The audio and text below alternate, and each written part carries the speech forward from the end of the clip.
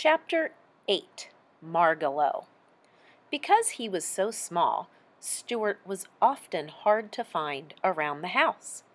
His father and his mother and his brother George seldom could locate him by looking for him.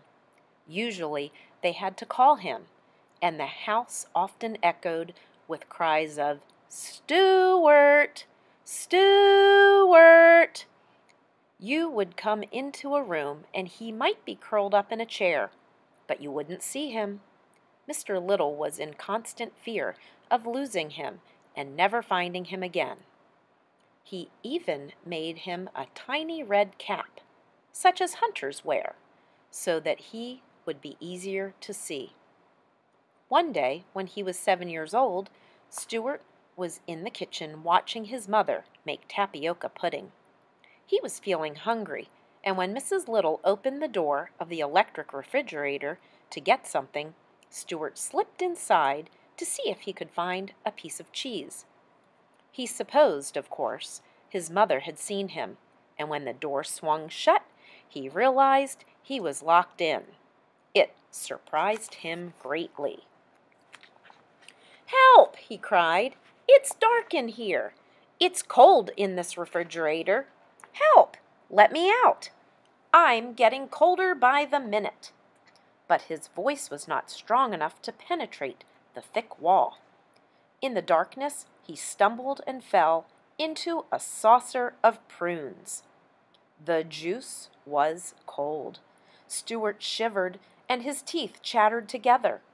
It wasn't until half an hour later that Mrs. Little again opened the door and found him standing on a butter plate, beating his arms together to try to keep warm, and blowing on his hands, and hopping up and down. "Mercy!" she cried. "Stuart, my poor little boy!" "How about a nip of brandy?" said Stuart. "I'm chilled to the bone." But his mother made him some hot broth instead, and put him to bed in his cigarette box with a doll's hot water bottle against his feet. Even so, Stuart caught a bad cold, and this turned into bronchitis, and Stuart had to stay in bed for almost 2 weeks. During his illness, the other members of the family were extremely kind to Stuart. Mrs. Little played tic-tac-toe with him. George made him a soap bubble pipe and a bow and arrow. Mr. Little made him a pair of ice skates out of 2 paper clips. One cold afternoon, Mrs. Little was shaking her dust cloth out of the window when she noticed a small bird lying on the window-sill, apparently dead. She brought it in and put it near the radiator, and in a short while it fluttered its wings and opened its eyes. It was a pretty little hen bird, brown, with a streak of yellow on her breast. The Littles didn't agree on what kind of bird she was. "She's a wall-eyed vireo," said George scientifically. "I think she's more like a young wren," said Mr. Little. Anyway, they fixed a place for her in the living room, and fed her, and gave her a cup of water. Soon she felt much better and went hopping around the house, examining everything with the greatest care and interest. Presently she hopped upstairs and into Stuart's room, where he was lying in bed. "Hello," said Stuart. "Who are you?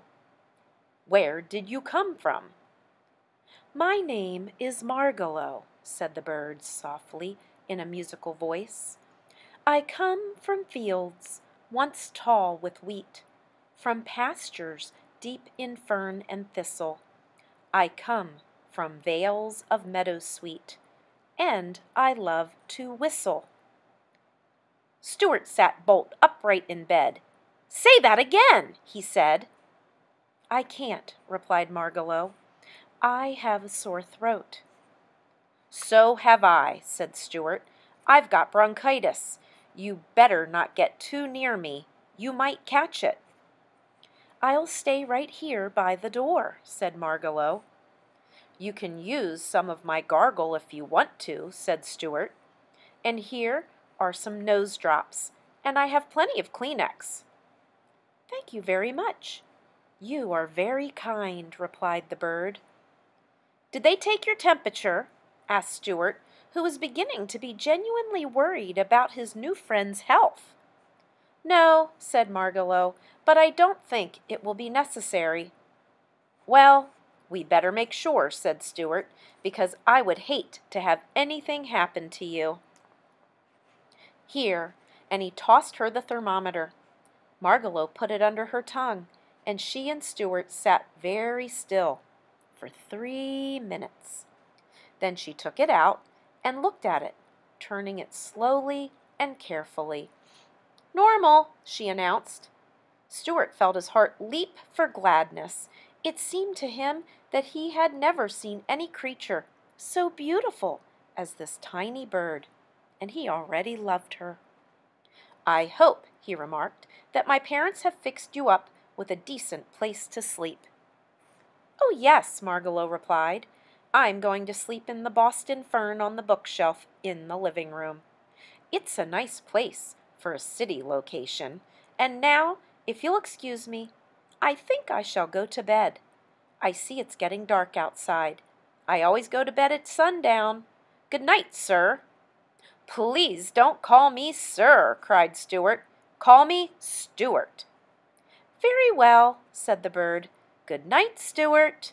And she hopped off with light, bouncing steps. "Good night, Margalo," said Stuart. "See you in the morning." Stuart settled back under the bedclothes again. "There's a mighty fine bird," he whispered, and sighed a tender sigh. When Mrs. Little came in later to tuck Stuart in for the night and hear his prayers, Stuart asked her if she thought the bird would be quite safe sleeping down in the living room. "Quite safe, my dear," replied Mrs. Little. "What about that cat Snowbell?" asked Stuart sternly. "Snowbell won't touch the bird," his mother said. "You go to sleep and forget all about it." Mrs. Little opened the window and turned out the light. Stuart closed his eyes and lay there in the dark, but he couldn't seem to go to sleep. He tossed and turned, and the bedclothes got all rumpled up. He kept thinking about the bird downstairs asleep in the fern. He kept thinking about Snowbell and about the way Snowbell's eyes gleamed. Finally, unable to stand it any longer, he switched on the light. "There's just something in me that doesn't trust a cat," he muttered. "I can't sleep knowing that Margalo is in danger." Pushing the covers back, Stuart climbed out of bed. He put on his wrapper and slippers. Taking his bow and arrow and his flashlight, he tiptoed out into the hall. Everybody had gone to bed, and the house was dark. Stuart found his way to the stairs and descended slowly and cautiously into the living room, making no noise. His throat hurt him, and he felt a little bit dizzy. "Sick as I am," he said to himself, "this has got to be done." Being careful not to make a sound, he stole across to the lamp by the bookshelf, shinnied up the cord, and climbed out onto the shelf. There was a faint ray of light from the street lamp outside, and Stuart could dimly see Margalo asleep in the fern, her head tucked under her wing. "Sleep well. Sleep dwell upon thine eyes, peace in thy breast," he whispered, repeating a speech he had heard in the movies. Then he hid behind a candlestick and waited, listening and watching. For half an hour he saw nothing, heard nothing but the faint ruffle of Margalo's wings when she stirred in a dream. The clock struck 10 loudly, and before the sound of the last stroke had died away, Stuart saw 2 gleaming yellow eyes peering out from behind the sofa. "So," thought Stuart, I guess there's going to be something doing after all. He reached for his bow and arrow. The eyes came nearer. Stuart was frightened, but he was a brave mouse, even when he had a sore throat. He placed the arrow against the cord of the bow and waited. Snowbell crept softly toward the bookshelf and climbed noiselessly up into the chair within easy reach of the Boston fern where Margalo was asleep. Then he crouched, ready to spring.